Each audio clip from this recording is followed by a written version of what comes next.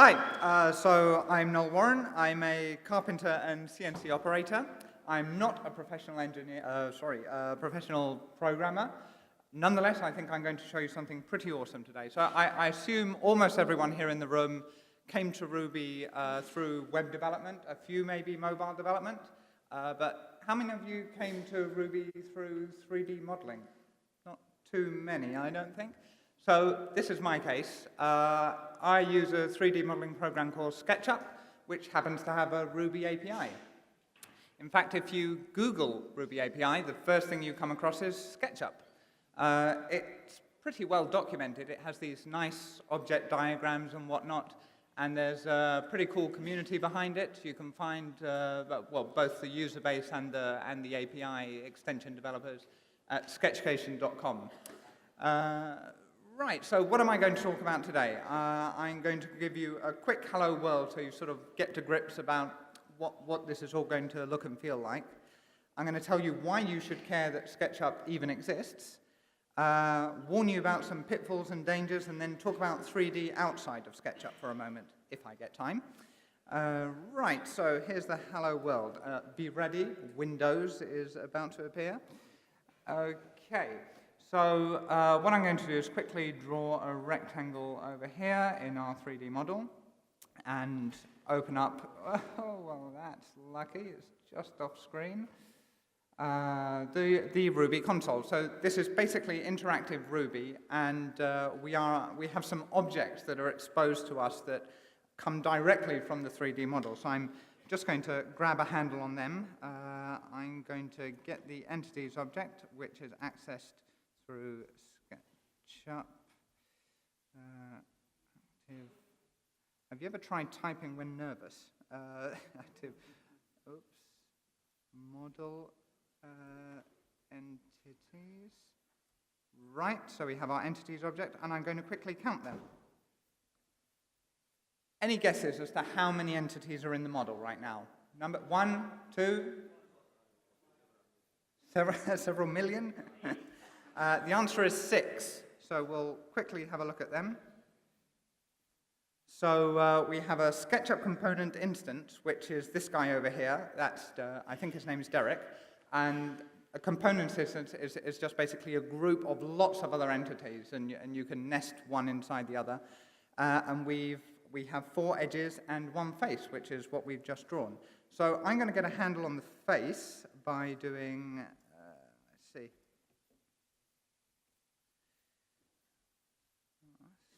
That should work. Okay, now I have the face. I'm going to do push, pull, minus 20 or so. And that's the hello world.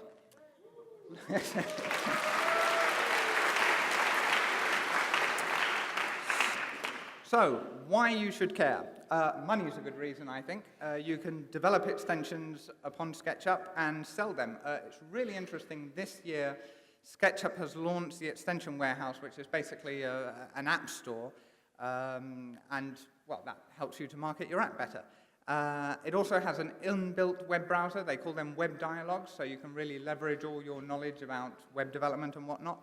But more interestingly, I think it's really great for getting to grips with what an object actually is and how you can manipulate it, because we're essentially...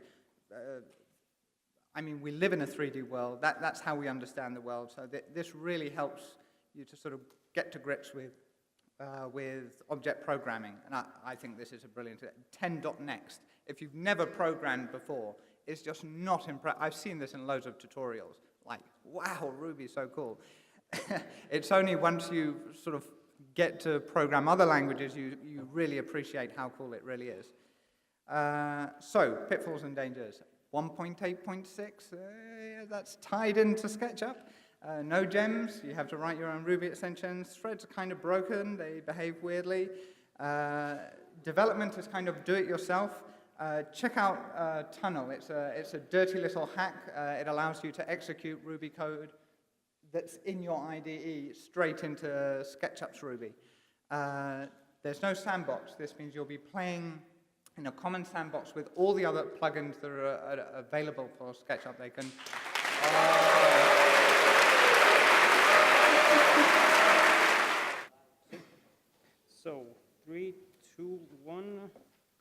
No, stop, start, start. Oh, yeah. So this is my presentation. I'm Miguel Paramon. I work at Sing in Hamburg. And yeah.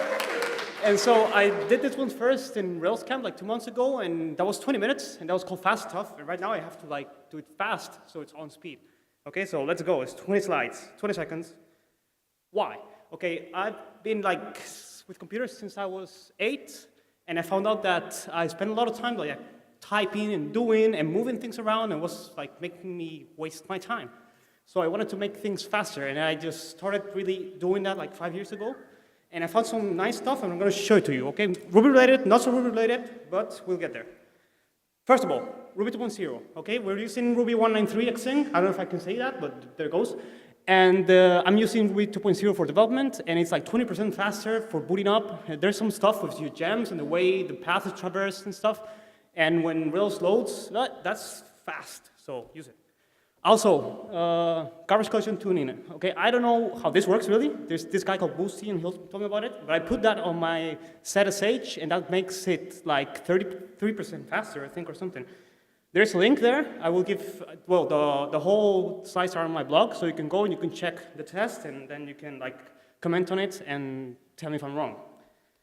Another one, Zeus. I guess you know Spork. I guess you can also tell that I don't know Photoshop. And so Spork is about running your tests in a distributed way, and that makes it faster. And then Zeus runs your entire Rails and whatever other Ruby thingy you may have run around. And it makes it so that you don't have to start up and load the gems, and it makes it much, much faster. It's very nice. One interesting thing is like 58.6% Go. So if you want some Go, go for it. Another one. Oh, 2 minutes. So Sandy, yeah. Great book, great presentation, go check it out. The main thing I got from this is that we can test, and if we test well, we don't test that much, and we still have like correct coverage, and that makes our test faster and our life faster. There's a link there for the slides. Text editor, okay? Yeah, I don't want to start a flame war. I use Vim. Vim! Yeah, okay. For the Emacs guys, for the Sublime guys, yeah, learn whatever you're using and learn to use it well. And some people say like, no, I spend more time thinking than typing. Yeah, okay, but you spend like 2 hours typing every day. So if you can make that one, imagine it's 1 free hour. Go and have a drink. Your console is the same thing. This is a GIF. It's really cool, but it doesn't work in a PDF. Anyway, just get acquainted to it. I use iTerm with ZSH. And yeah, there's a bunch of keyboard shortcuts. There's readline. There's all these things. Really cool. Go for it.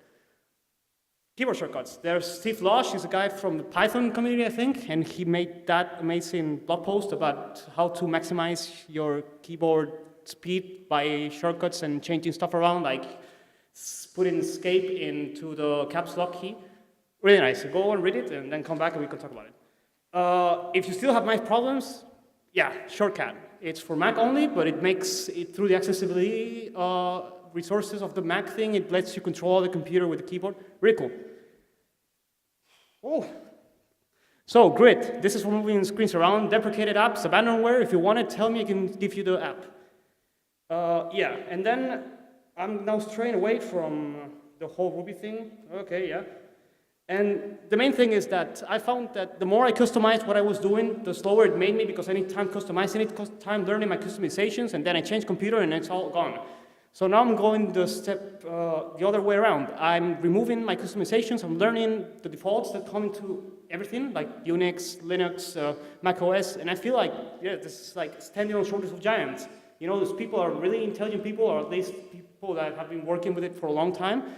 And I try to trust them and to use what they feel that's the best option for the start, and it's working for me. You can try it out. Yeah, ads also. Ads makes computers slower. If you want to use some ad block stuff or some host files, I have a link there, something to explain. I am not blocking ads anymore because I feel like we need it as like the internet community. Some stuff are, yeah, you know, supported by ads mainly. But if you want to do it and you don't want to spend time sending things around, then do it. Don't open so much stuff at the same time. That's what I don't really have open, and it works for me. And yeah, the last thing I want to say is just uninstall, but not things, just things from your mind. If you keep your mind clean, if I keep my mind clean, I can just go faster. I can feel better. I have a bandwidth, and then I can use it in the right stuff. Exercise. Someone said something about 20 minutes a day. That's too much. Nobody has time for that. So 7-minute workout, 7 minutes a day, 40 minutes, 49 minutes a week, and that's more than enough. That's 5 minutes. Don't stop learning. And if you want to talk about martial arts and stuff, come and talk to me. Thank you. Cool. Cool. So I'm Thomas Haggart. I work for Free Agent, which is a small web company up in Scotland. We have a web app that does accounting, according to somebody, Ollie over there. And we use delayed job, and we have done for quite some time. That's probably why we still use delayed job. We've got like 46 job classes last time I counted. And it's been fine up until a recent feature that we launched, which is basically for all of our customers, we wanted to send them on Monday morning at 9 o'clock a nice email saying, hey, you've got these invoices outstanding, you've got these expenses, bills need doing. And we realized, actually, you know what, it's not going to be much fun for delayed job to suddenly dump like 35,000 jobs onto a queue and expect it to do it as fast as possible. And so, you know, we had a look and we had a little play around to see if it would actually cope on its own, and no, it didn't. The problem, oh good, I don't think, can you see that? I hope so. Oh, actually, before I go on, I was going to ask, does anybody still use delayed job? Like, quick show of hands? Awesome. Anybody kind of struggling with it, or is it kind of a good, okay. Well, we got to the point, we tried it out, and we ran it in a few environments and found we were beginning to struggle with it, and trying to figure out why that was. So basically what was happening, the jobs were processing slower than they were being added to the queue, the more jobs you added to the queue, which is a great thing to do, regardless of the number of workers you had. So if we have a quick look at this, this is like the main job worker, and it's a nice lovely loop, and it basically calls work off, which takes a job, processes it, does some stuff, sleeps for a bit, and goes back to processing a job.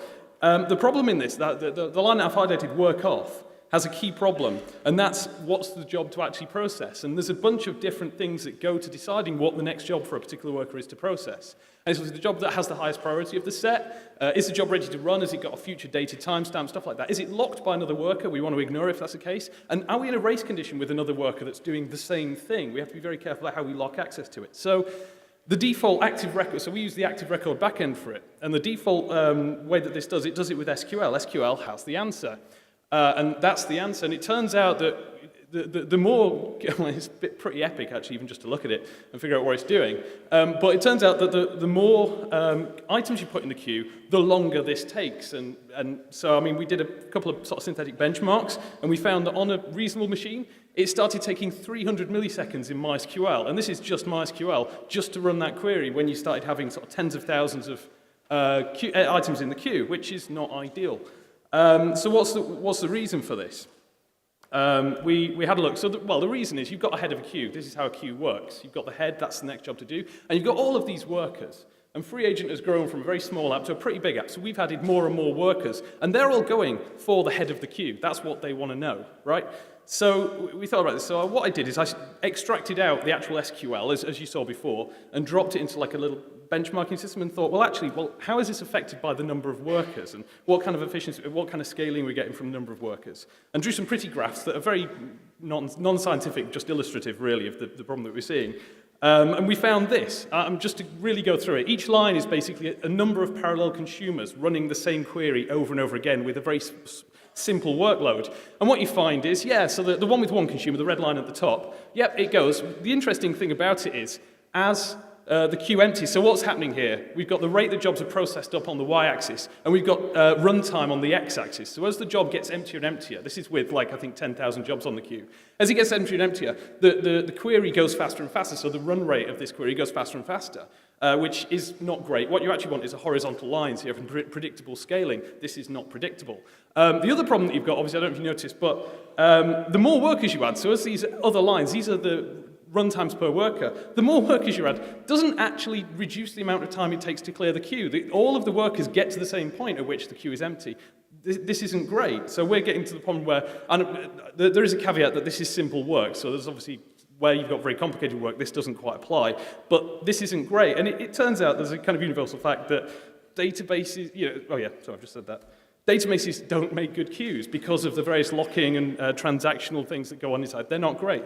But what about a queue server? So we had a look, and there was then a bit of a discussion inside about how we actually address this. Do we jump ship and start building jobs in something like Rescue or Sidekick? And all these names came out, so we could start all this.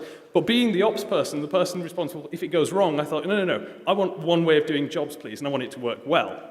So I thought, well, can we adjust? Can we tweak how delayed job works, kind of fix the nub of the problem to make it work for us. And it turns out we can. So what I did is I took that little test script that we've got and I tweaked it so that it still looked up from the database. But rather than doing that epic query, it used AMQP.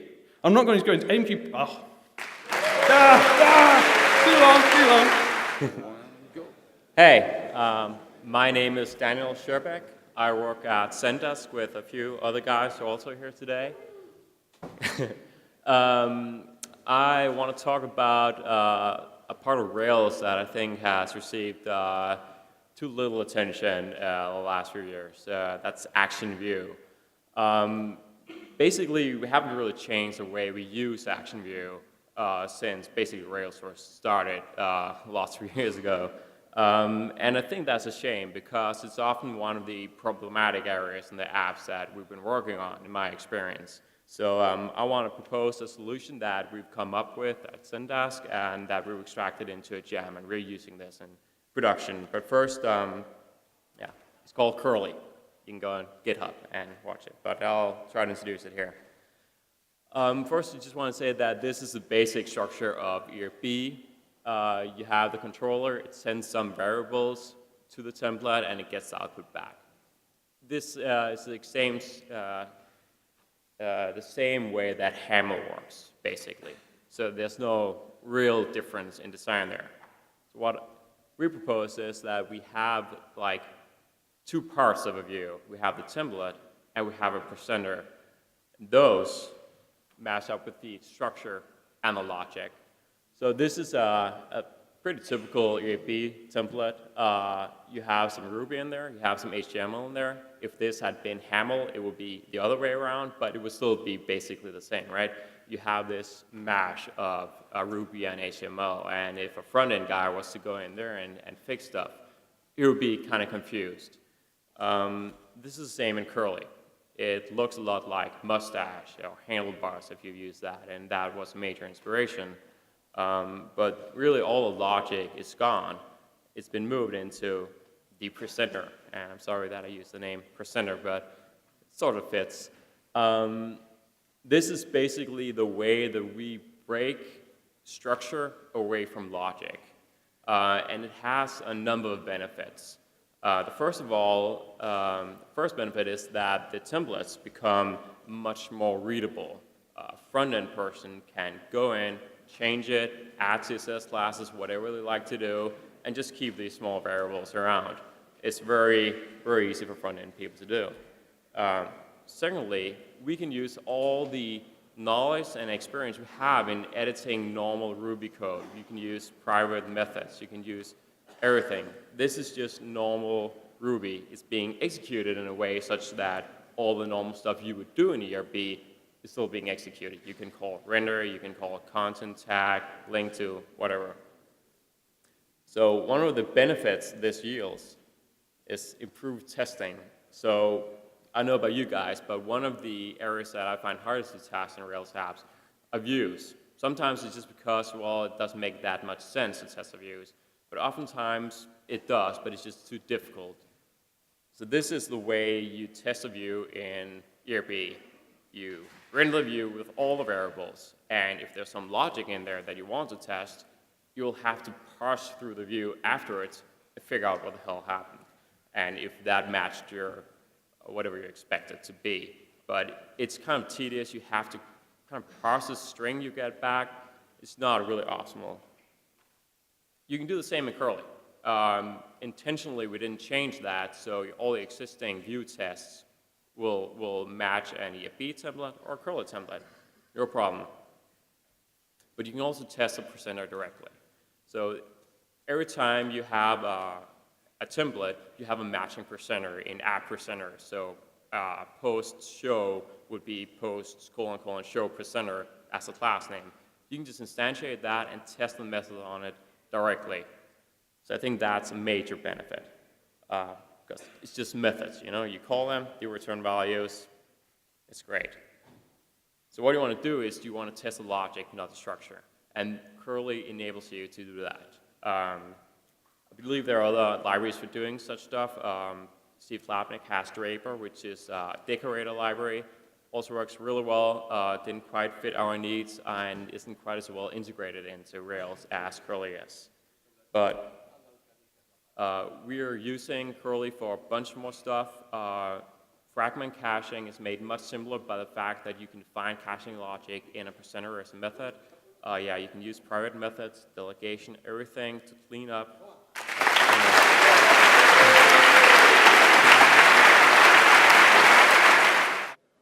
So I'm Cesar, and I have to tell you that 3 years ago I was doing a lot better than I'm doing today. And let me illustrate, like this much better. Right? So this is, I had quit my job 3 months right before this picture. This is actually exactly 3 years ago. I looked for this picture up. And I had been, like, until I got there, this is Mexico, I have been traveling around the world for 3 months. And for the next 9 months, that's what I was doing. So 14 months around the world. And my number one worry with my girlfriend. Now, my number one worry was not if my girlfriend would leave me, but when I come back from this trip, will I remember how to code? Well, I want to code, actually, but will I remember how to code? And I found out that actually I did learn a few things traveling, and that's what I'm going to share to you. 2 stories that happened to me while I was traveling and that did change the way I code. So, story number 1. Oh, this is root. There we go. Story number 1. The fun starts where your comfort zone ends. So the story goes, we're traveling from the United States down into Central America and then South America. We're with our host in the United States, and they're like, where are you going next? We're going to Mexico. You're going to Mexico? You're going to die. It's so dangerous there. And then in Mexico, they told us, where are you going next? And we said, well, we're going to Guatemala. Are you crazy? Guatemala? That's so dangerous. And this really kept on going until we got to Bolivia. And really, and let me tell you what happened when we went to Bolivia. We had fun. Guess why? Because what people have in their heads, or actually what we had in our heads as fear that pushed us or kept us in our comfort zone, when you get there, actually is completely different. So the fear in our head, what we expect of a situation, is a lot bigger than what it really is. What did I learn from this? Well, in our coding and where we're doing our day-to-day jobs, we have to get out of our comfort zone. So learn a new language, try a new library. Now, as coders, we tend to be conservative and we like to stay in control. We do like to explore every now and then, like today, all of us here. But we need to push out of our comfort zone because that's where we actually start to learn new things. Now, story number 2. There's always something you can learn from strangers.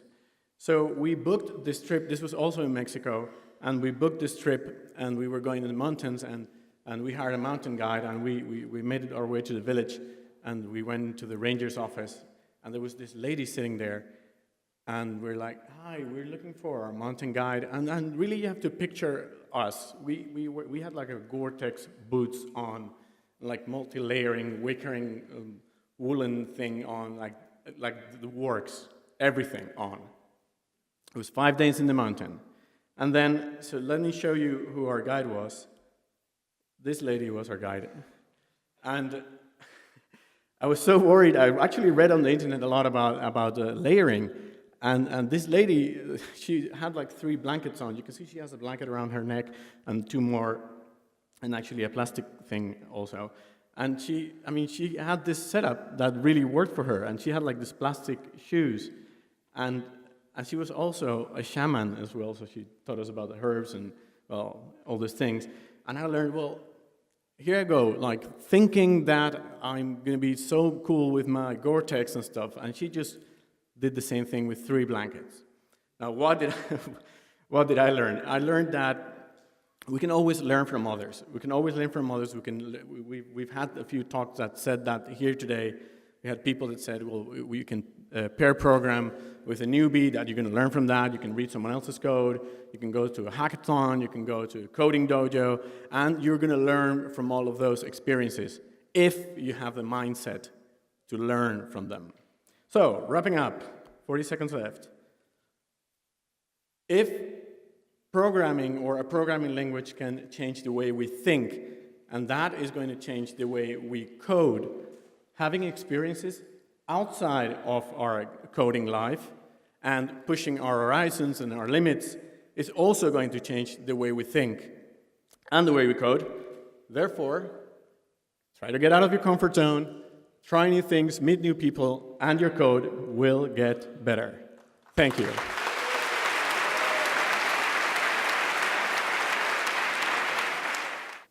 Hi, let's start with some Fizzbuzz. Everybody see this? Sort of, yes.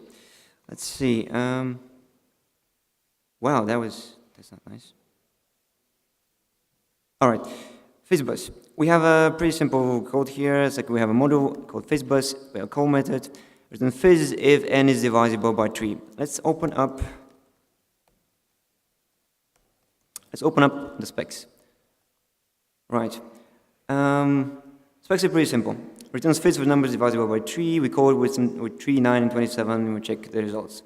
Simple enough. Let's finish this. Let's add another spec. First, I'm going to copy this whole block over here and change this to buzz. Change this to 5, and let's see, 5, maybe 25, and then let's say 125. Let's say buzz. Let's run the specs. Specs fail, as expected.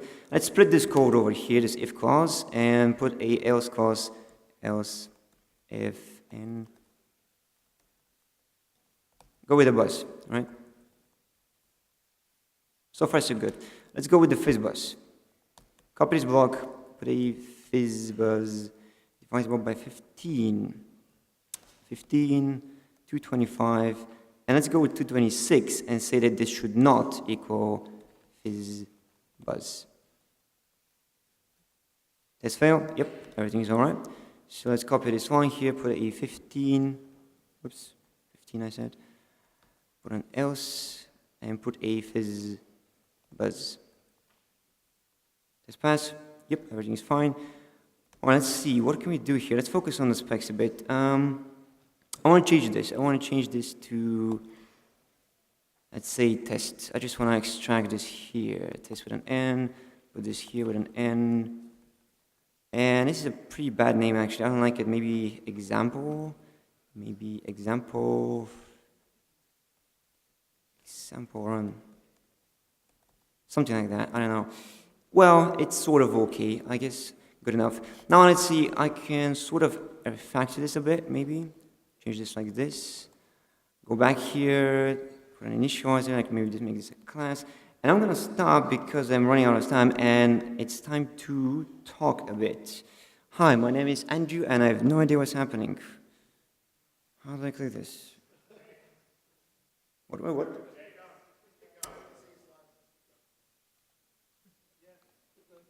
Alrighty. Oh, okay. Right, so hi, I'm Andrew and I'm here to tell you to own your editor. Now, this is my editor, like what I just showed you. It's full of these little tips and tricks, like these little scripts and snippets that I've built over the years to help me with my personal problems. Now, bear in mind, customization doesn't mean changing your color scheme. It's not just about that. It's about abstraction. It's about finding the things that stop you, the things that make you work with text and not code. So if you want to work with code, let's say you have this code here. You have this text. The moment you start thinking, I want to take this text here, remove it, and then like sort of put it here maybe, and clean it up. That's not good. It's too much thinking. You need to think about code. You want to think about, I want to move this argument to the right or to the left. I don't want to put this text here and put an end. I want to think about splitting this line into a multi-line statement, splitting this code into a multi-line code, or when I change my mind, going back to it, changing it back. And this is what I mean by writing code and not text, working with semantics and not the raw text. Now you can do this with any editor. It's like it's not a problem. Like regardless of what editor you use, there is a scripting API for it. Like if it's a program editor, you'll probably be able to customize it. what you're doing. The important thing is to actively look for the things that trip you up, the small snippets that cause you trouble, and just remove them. Like don't start by writing like a Ruby parser or an SQL engine or whatever. Just start with a simple mapping, with a macro, with something small that just makes it a little bit faster. Now, and this is important. You're not gonna get fast because of this. You're gonna become less slow. Think about this. And yeah, own your own editor. Thank you. Hey guys, how you doing? So I really want to give this talk as a sort of a normal length talk, so I'm going to totally butcher the subject, so just bear with me, try and catch some of it, and then just look up the code at the end. So this is extreme isolation. It's a method of programming apps that I've been doing for the last 2 or 3 months. It basically steals everybody's good ideas from all around the internet, gives it a name, and basically makes it my own. So what can I say, you know? There's not much that's new here, but it's kind of all put it together in a particular way. I'm building apps with it. Some of them are on the internet, so go and check them out and take what you think is good. So the problem is that often our apps end up looking like this. Many people have talked about this over the last couple of days. We have lots of objects that conflate both states, mutable state, and behavior, and also the collaborators that go with those. So that is what our apps end up looking like.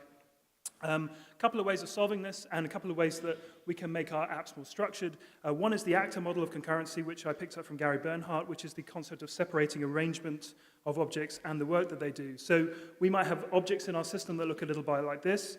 The actor model of concurrency at a very basic level does something like this. It separates the fact that we're calling the objects from the actual work that they're doing. So the objects are just receiving and returning plain old Ruby objects. That's what POROS stands for. And the idea is that the objects handle the work, but they don't know about the other collaborators. They're just dealing in POROS, in values, in immutable values normally. And they can be called in any order as long as you give them the right POROS. So that's one concept, which is kind of loosely known as the actor model of concurrency, which is totally stolen, like many other things in Ruby, from another language. So the other idea is hexagonal rails that people have been talking about. This is the idea of using a ports and adapters model to design our apps architecture. So traditionally, we used to design Rails apps a little bit like this, where we have a web view, and then we have a big controller, and then we have our domain and persistence all conflated in an active record object often, and then maybe it talks to an external service like a mailer or something. After we were told we shouldn't do that, what we ended up doing is shrinking down the controller and sticking everything into this big conflated domain and persistence layer. What I'm suggesting, and what many other people on the internet are suggesting at the moment, is that we look at going back to plain Ruby. The idea is that you take web requests in, you deal with them in a plain Ruby domain, and then your persistence and your mailer are just two other things that you talk to. But your whole app is actually written in plain Ruby that's separate from these other kind of integration points. Okay, so taking both of those ideas and putting them together, I've basically thought about this thing called extreme isolation. So instead of having an active record model where you have your domain and persistence, we have a person repository. Now that is just a plain Ruby class that may talk to a Mongo HQ layer or a Mongo layer. It might talk to active record. It might talk to any database you like. And it returns a plain Ruby object which represents the person in your system. This has no persistence in it at all, has no persistence logic. Okay? And I like to treat those objects as frozen. They're immutable. Okay? So the idea is that you can't actually change this thing. You can only operate on it and transform it into something else. So the idea is that instead of having this big kind of tree of different objects, you have a request that comes in, it goes into a request handler, which grabs the immutable person from an object, and then maybe transforms it to maybe edit it. Then you have a person validator which updates it. That returns two other objects which tell you whether or not it was invalid or whether or not it should be updated. Those two objects are passed to a repository and a handler. So the web handler will say, is it an update person? Okay, I'll show a success message. If it's an invalid person, I'll show an error. The person repository gets the same messages. One, it says, I'll save it. The other one, it'll ignore. Okay, so this is some of the code that might look like that. I'm not going to go through that. There's code similar to that on the net on my blog. The benefits of doing this is each object is independent. You're dealing with value objects on the edges, so you can test them really easily in isolation. That's how the tests for the web handler look. Independent tests for the person repository, that's great. You have immutable value objects. Freeze is your friend. It means that you can just drop in new things. You get all the benefits of the fact that you can make this concurrent. You can give basically concurrency to it for free. There's an example, a client I've got, a charity have very graciously allowed me to open source some of this work. That's the address, it'll be on the slides later. I've got a blog series about this on my blog, which is there. Thanks very much.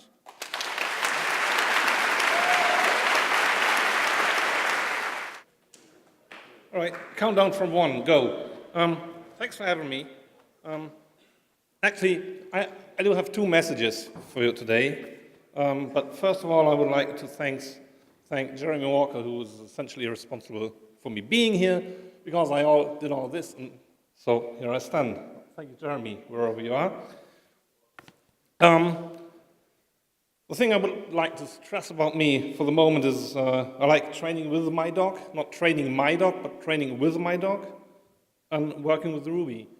And the 2 reasons for that is joy and learning, and I think that's first message already. We have so much joy, retrieving stuff from hip-deep snowfields. It's so much fun. But actually these 2 values, and I think joy and learning is a value in and of itself, I think these are the zeros and minus first values. What I like to talk about is 2 more directly economic values. And the second of those, according to Uncle Bob, is the software's current behavior. But what he thinks is much more important is the ability of the software to deal with future requests. Some people have that the other way around. One of them is Alistair Coburn, and that's an excellent book. And look, there's even an image of a cat. So it's 2 things, behavior, current behavior. Well, I think we're reasonably good at that. We can even get better, but with all the things like Cucumber and RSpec and Minitares and what have you, I think we are pretty good at creating software that fits clients' and customers' current needs.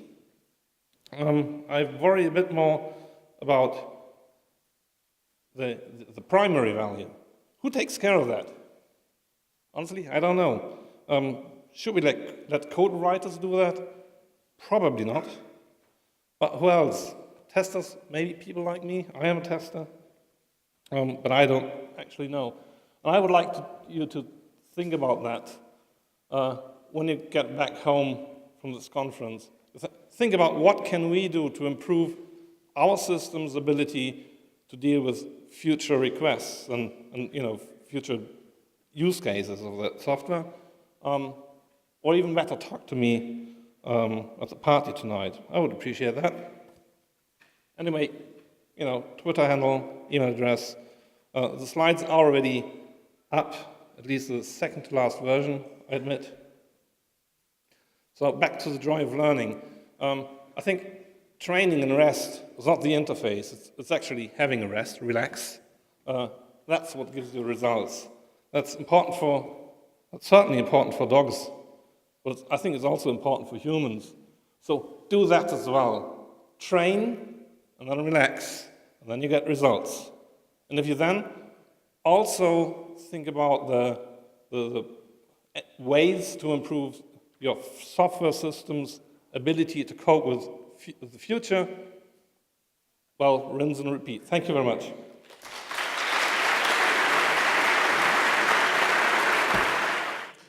Hey, what's up? My name is Anatoly Makarevich. I came from sunny Belarus, basically to tell you about why I didn't sleep tonight. So in the next few minutes, I'll talk about something really static, about static analysis. So I came across static analysis when I discovered, when I asked myself how climate actually works. And I figured out that there's a bunch of open source gems like Flock and Fly in the backend of the climate. And so here I'm talking about how they basically works. So to do a static analysis, you actually need to grab a bunch of your Ruby code and then to write another program which actually will analyze it. So you need to somehow represent a bunch of Ruby code, which is actual plain text, to some structure that can you iterate on. So it's actually an array. So this array is called as expressions, and like they are like 50-year-old, as Paul mentioned. And everything you need to know about as expressions is actually two things. The first of them is like the first element of the S expression is like the name of its name. It stands for a class, method, anything. And all the other arguments, or all the other elements in the S expressions, actually the arguments of it. So that's it. And actually, Ruby is aware of S expressions. So out of the box, Ruby has like Reaper class, which allows you, using 2 lines of code, represent any like piece of Ruby code in the format of S expression. It is actually an asset array. So that's it, 2 lines of code, and you have everything to write your own static analysis, gems, whatever.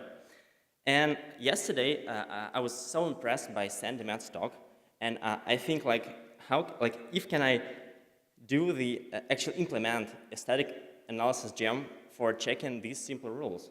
And actually I did. After all the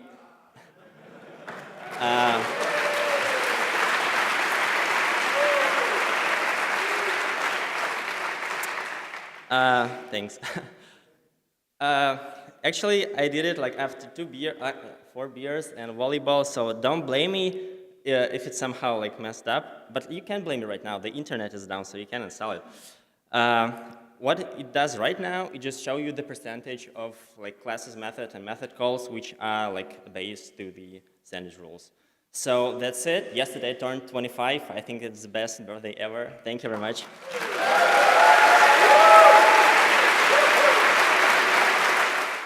Okay. DevOps in the real world. Oh, I gotta stick close. I have this, but that will make me just move. Okay. Hi, my name is Vasilis Rizopoulos. I work for Zülke. That's an engineering firm in Switzerland and Germany mostly. And I'm one of the founders and organizers of Thessaloniki.rb, which is a small Ruby users group. Mainly, what I do is I help build small things and big things. This is where the real world comes in. When I say real world, I actually mean the real physical world. I've helped teams build things as small as that, or as big as that. Software for things as big as that, not the actual 60-ton beast. But they are complex things. I mean, even the smallest of those things are really complex. I mean, really, really complex. That last picture is the big mess of wires. Look it up on Google. It's one amazing exercise in masochism.